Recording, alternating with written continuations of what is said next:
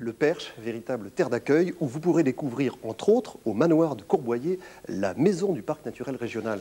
Véritable centre d'attraction pour de nombreux touristes. À découvrir absolument.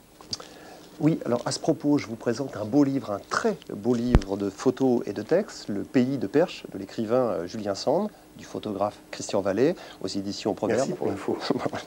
Merci de m'avoir coupé. Je vous invite vraiment à regarder ce sujet de Céline Gonçalvier.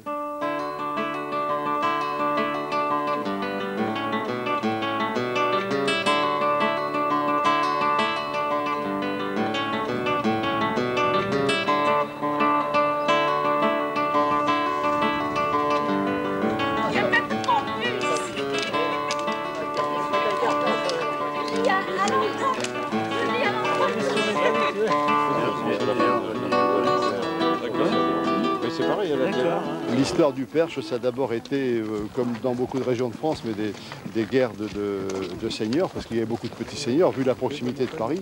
D'abord, on le voit avec les châteaux et les manoirs. Et puis, ça a été aussi une région où les troupes se sont cantonnées. Donc, je pense qu'à une certaine époque, les habitants ont subi beaucoup de préjudices dus à la guerre. Alors ça explique peut-être le côté méfiant du percheron. Tous les 3 ou 4 kilomètres, on change de relief, on change de vision, un panorama différent. Et puis toujours cette architecture qui est là présente sous des formes différentes. Oui, il y a une identité du Perche. Vous vous trouvez devant le manoir de l'Enjardière, qui a été habité par Pierre de Fontenay, dont la fortune était faite à l'époque d'Henri IV. Il était un des généraux d'Henri IV. Et la famille de Fontenay était très connue et très puissante dans le Perche, puisque Courboyer appartient aussi à une branche de Fontenay. Le Perche, une ancienne province entre la Beauce et la Normandie. Le Perche a désormais une façade, le manoir de Courboyer, la maison du parc naturel régional. Courboyer est particulièrement représentatif des manoirs du Perche, mais s'entoure également d'un domaine de 65 hectares qui est lui aussi particulièrement représentatif des paysages et de l'entité percheronne. Et il se trouve également que Courboyer est au centre, au cœur même du parc et du Perche, ce qui légitimait son acquisition par le parc, qui en fait aujourd'hui la maison de tous les percherons.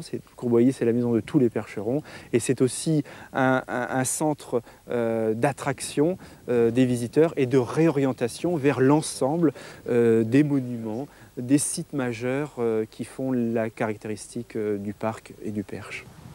Créé en 1998, le parc regroupe 118 communes sur 2 départements, l'Eure-et-Loir, et l'Orne, pas moins de 182 000 hectares. Pourquoi un parc? Eh bien parce que, à cause de cette fragilité liée à la déprise en agriculture, liée à un urbanisme ça et là mal maîtrisé, eh bien il fallait que nous fassions quelque chose pour préserver, si vous voulez, le territoire, pour préserver la situation. Un parc, c'est avant tout des moyens financiers. Ils sont utilisés pour la restauration du patrimoine bâti et la conservation des espaces naturels. Depuis son acquisition en 2000, les établissements scolaires voisins entretiennent en partie le domaine de Courboyer. Nous avons la chance d'être sur un site qui concentre, qui rassemble, on va dire, tous les éléments de l'identité percheronne et du patrimoine percheron, que ce soit les paysages. Vous voyez ici, vous êtes sur un site un petit peu vallonné, avec un couvert végétal tout à fait typique du Perche, la prairie complantée en verger haute tige, on voit les forêts sur les hauteurs, on voit en fond de vallée, là-bas on voit la rivière et sa zone humide. Évidemment le manoir qui est un élément fort de l'histoire et de l'architecture locale. Donc en fait tout ça donne une matière première très intéressante pour les écoles. Ici nous avons des apprentis en travaux forestiers qui sont en train d'intervenir sur le verger haute tige. Ici, c'est une prairie plantée d'une centaine de pommiers qui avait été finalement très peu entretenue au cours des dernières années. Et lorsque le parc s'est porté acquéreur du domaine il y a 4 ans, nous avons effectivement commencé à travailler à une remise en état et à un entretien général du domaine.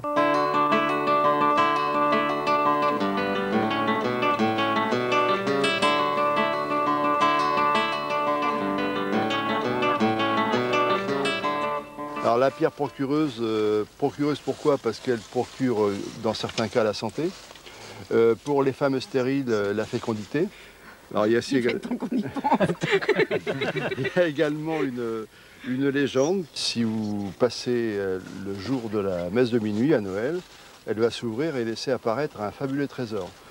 Votre seul problème, ce sera de ressortir et de ne pas être trop avide, de ressortir à temps avant le 12e coup parce que vous serez écrasé par la pierre. Le parc a un tout autre trésor, ses forêts reconnaissables à 1000 lieues par la taille majestueuse de ses arbres. 40, 22.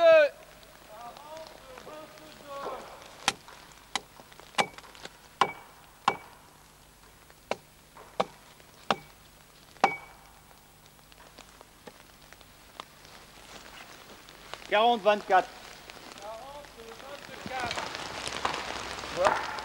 Le taux de boisement du perche n'est pas si important que ça quand même, mais c'est surtout que le perche comporte des massifs de chênes tout à fait prestigieux. Et vous êtes dans la forêt de Bellem, qui est une des plus belles forêts de chênes de France. Nous faisons énormément attention à prendre en compte toutes les données environnementales et en particulier les milieux fragiles. Alors les milieux fragiles, la forêt elle peut être fragile par endroits, mais les milieux fragiles ça peut être un milieu humide où il y a un certain nombre d'espèces qui ont des exigences propres, ça peut être un endroit qui est fréquenté par une espèce animale particulière, donc il faut prendre en compte ces milieux pour définir la fréquentation. Voilà un point important. Et je dirais qu'une des tâches du forestier, c'est d'arbitrer entre toutes ces demandes sociales, entre toutes ces composantes, puisqu'il faut à la fois exploiter la forêt et sortir du bois, il faut y accueillir un public qui doit y trouver son bonheur, et il faut aussi en même temps que la nature y soit aussi riche et diverse que possible. Le développement du perche dépendra pour beaucoup de l'extérieur, et donc du tourisme. Pas seulement, mais il dépendra du tourisme. Alors, à l'heure actuelle, il y a une très forte demande dans le domaine touristique. Le problème, c'est que l'offre touristique n'est pas à la mesure de la demande. Pierre Coudreau, lui, a répondu à la demande il y a un an. Il a ouvert des chambres d'hôtes dans la vallée d'Huisne, le berceau du percheron. Le terrain et puis la région s'y prêtent, ça c'est facile à vendre. C'est-à-dire qu'il est une région qui vient d'être découverte grâce au parc naturel régional qui a fait de la promotion dans les différents salons de Paris, de Rennes, enfin de la France, on va dire. Et donc les gens viennent découvrir le perche parce que le perche est un peu retiré. Et la basse Normandie, les gens ne connaissent pas tellement.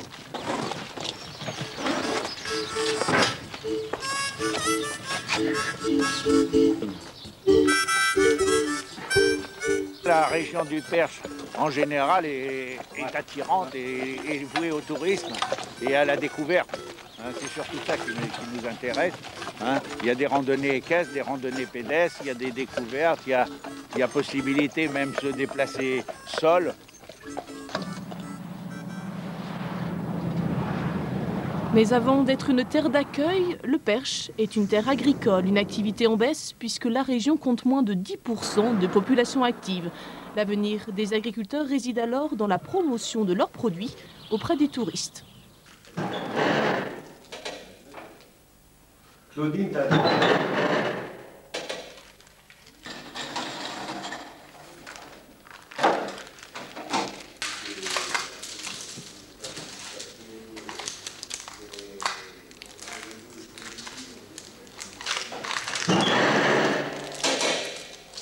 Il faut vous dire que le Perche est une très jolie région et qu'elle est très fréquentée par nos amis les franciliens qui viennent régulièrement et qui jouent tout à fait le jeu de ce type de produit.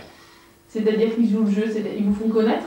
Ils nous font connaître, ils emmènent, ils consomment des produits sur place, ils les emmènent chez eux en région parisienne. Et puis, je n'oublie pas non plus les gens d'ici, parce qu'on a aussi on n'est quand même pas complètement dépeuplé au point de... Il y a, disons qu'il y a, depuis quelques années, on sent un retour très très fort vers ces produits dont on connaît l'origine et dont on connaît le profil du propriétaire et du vendeur. On continue à couper parce que... Attends 2 secondes, Nadège. Bon, il y a des inconvénients, parce que faire vivre un troupeau de vaches laitières à côté d'un troupeau, pardon pour ceux qui m'écoutent, de touristes, c'est pas toujours évident, mais on sait bien que si on a des animaux, on a forcément des nuisances. Mais je crois que dans la mesure où on sait faire comprendre aux touristes que la région, elle n'est ce qu'elle est que parce qu'il y a des gens qui y vivent et qui en vivent, donc on a besoin d'allier les deux, et je crois que il ne faut surtout pas qu'on abandonne l'élevage dans nos régions, parce que c'est un facteur de vie. À chaque fois que les animaux s'en vont, quels qu'ils soient, ce sont les hommes qui s'en vont aussi.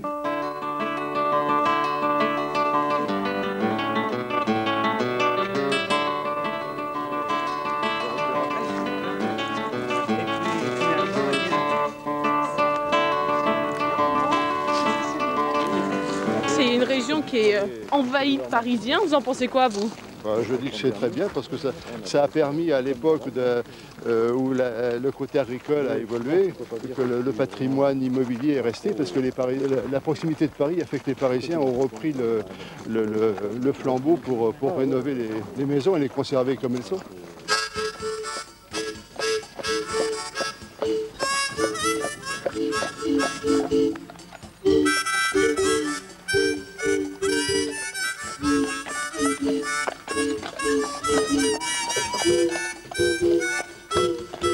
Alors nous, en attelage, bien sûr, on leur fait faire un petit tour un peu plus loin que ça leur permet. Et surtout, on les sort de leur voiture. Hein, on les sort d'être assistés dans leur voiture et de prendre le temps. Surtout ça, prendre le temps.